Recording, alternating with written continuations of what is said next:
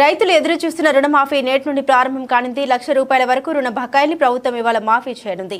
సుమారు 11.5 లక్షల మంది రైతుల రుణ ఖాతాల్లో ₹7,000 కోట్ల జమ చేసేందుకు సర్కార్ సిద్ధమైంది. రాష్ట్ర వ్యాప్తంగా లబ్ధిదారులతో రైతు వేదికల వద్ద సంబరాలు నిర్వహించేందుకు ఏర్పాట్లు చేశారు. రుణమాఫీ వేళ ముఖ్యమంత్రి రేవంత్ రెడ్డి రైతులతో వీడియో కాన్ఫరెన్స్ ద్వారా మాట్లాడనున్నారు.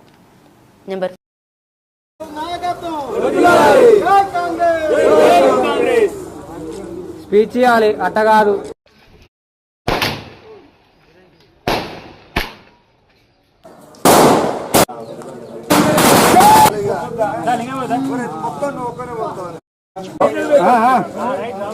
ఈరోజు మాట నిలబెట్టుకున్నందుకు మా రేవంత్ రెడ్డి గారికి మా కాంగ్రెస్ పార్టీ తరఫున మళ్ళా గ్రామ రైతుల తరఫున ఈరోజు పాలాభిషేకం చేయండి.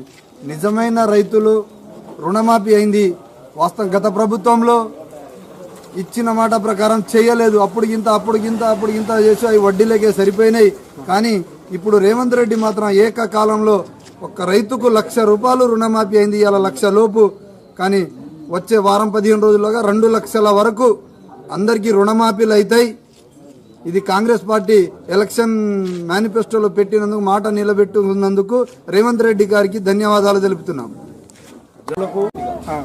మన కాంగ్రెస్ పార్టీ ఇచ్చిన మేనిఫెస్టోలో ఏకకాలంలో 2 లక్షల రుణమాఫీని చేసి తీరుతాం అని చెప్పారు.